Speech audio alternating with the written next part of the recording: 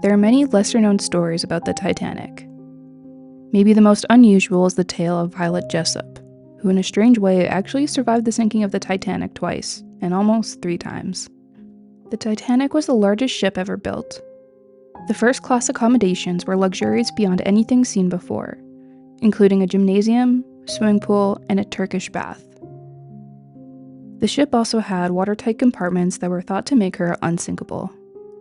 Despite all of this, though, when Titanic launched, nobody in the world cared. In fact, if she hadn't sunk, she never would have been famous at all. If anything, she'd probably be remembered as a terrible waste of money. In the first place, Titanic had 2 virtually identical sister ships, Olympic and Britannic. Olympic had launched in 1911, and as far as anyone could tell, Titanic was just more of the same, nothing special. Today, we're used to seeing images of thronging crowds cheering Titanic as she left the dock. Excited passengers setting out on a journey of a lifetime. But in fact, the White Star Line, which owned her, had a dirty secret. They were losing business to their rival, the Cunard Line. Cunard ships were smaller and less luxurious by far, but they were up to 40% faster. If the Titanic hadn't sunk, it would have taken her 6 days to reach New York. With Titanic and her sister ships, the White Star Line was gambling that customers would prefer comfort over speed. That gamble didn't seem to be paying off, though. Tickets for Titanic's maiden voyage sold extremely poorly. In fact, she was only at 53% passenger capacity when she launched. There were over 900 crew on board, but only about 1,300 paying passengers. The ship could have hosted 1,000 more guests easily. The White Star Line actually transferred people who were booked for other ships onto Titanic. This was partially due to a coal strike, but also probably because Titanic was so empty. Approximately 1,500 people died in the sinking.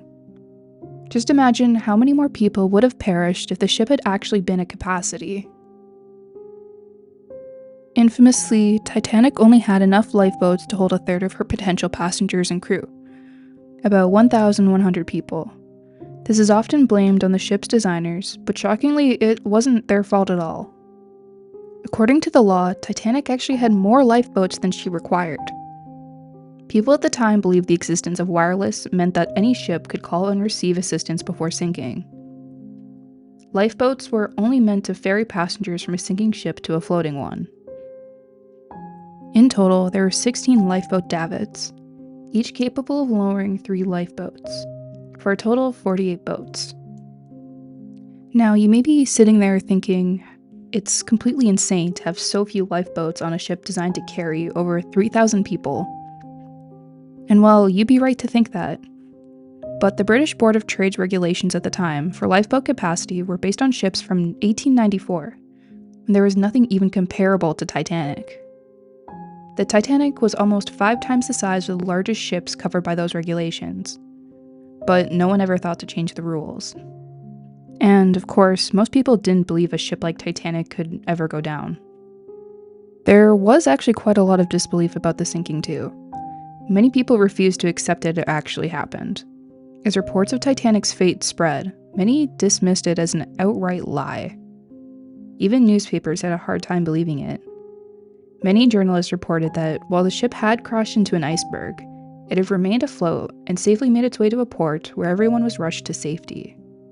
Many people on the ship also refused to believe that they were going down, even as it happened.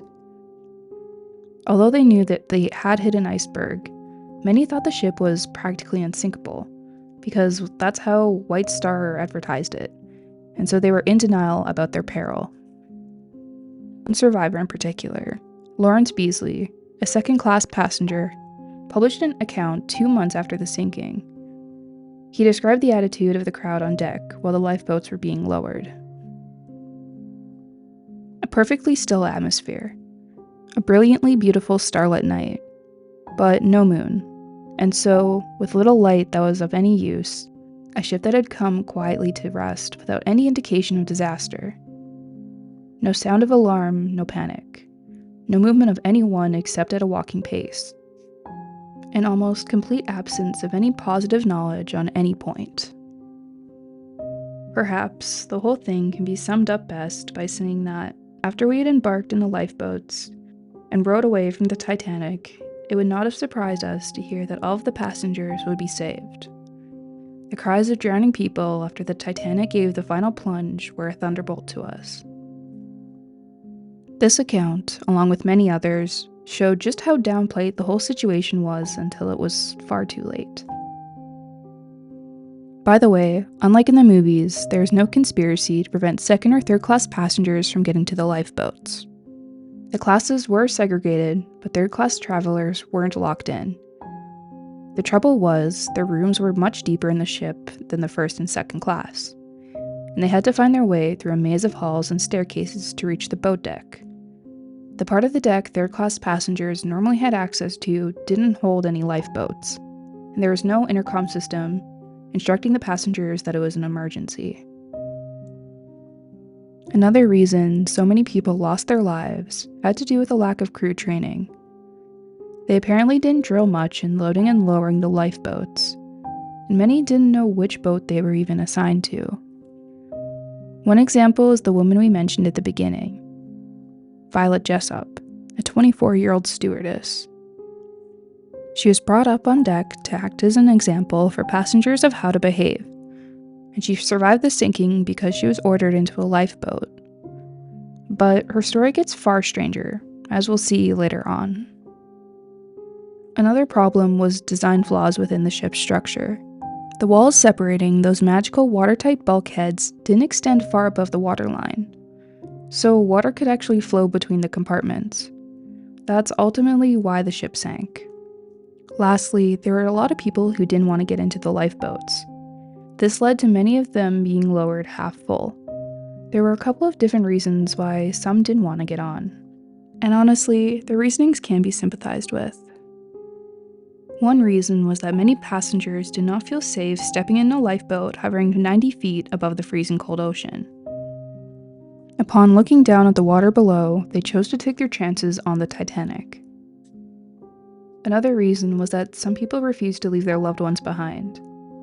The order was women and children first, and some refused to be separated from their family and chose to stay behind. This decision would soon be regretted by many when the realization hit that they were now doomed. In a panic, most people eventually decided to jump ship, literally, plunging themselves into the freezing cold ocean water, hoping that someone would rescue them.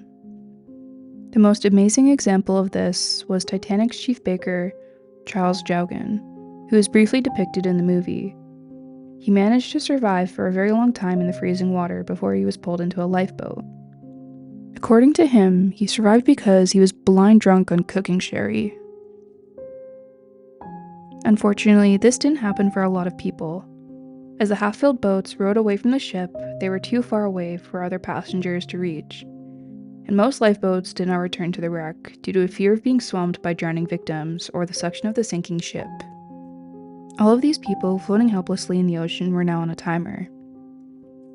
It was dire that they make it to a boat or find a piece of wreckage to pull themselves out of the water.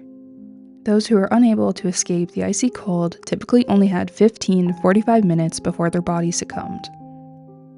All of these factors led to the unfortunate demise of so many people. And a lot of the people who did survive had to live the rest of their lives with survivor's guilt. Not to mention the trauma. This event led to most of these people never getting on a boat again. However, there was one person of interest that didn't seem scared off by the ocean. Violet Jessup was fortunate to be singled out in order to help man a lifeboat. Many other crew members were far less lucky that night. But that wasn't the end of Violet's good luck. Depending on how you look at it, she's either the luckiest or least lucky person to ever live.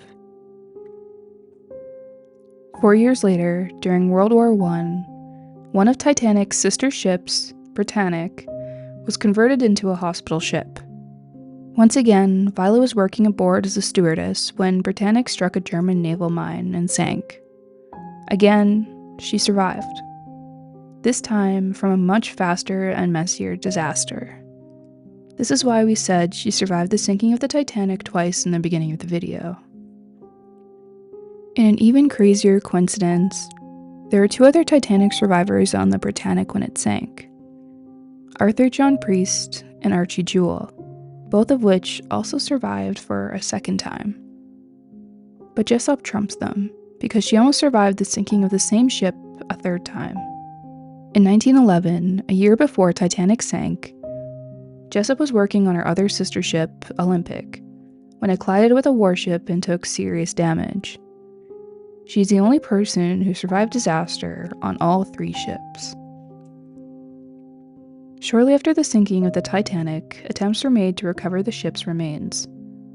But in 1912, the technology to achieve such a feat was out of reach. And once they did get the technology, it became a matter of not knowing its exact location. The search was conducted based on the ship's last reported position. However, after hitting the iceberg, the Titanic drifted quite a ways away before taking its final plunge. It was something like 15 miles away from where most people thought it would be. This is why no one would find the wreck until 1985. And sadly, by this time, most of the remains had either been washed away by currents or were buried hopelessly in the wreckage. In total, only 337 bodies were recovered. That's only 1 in 5 of the people that died.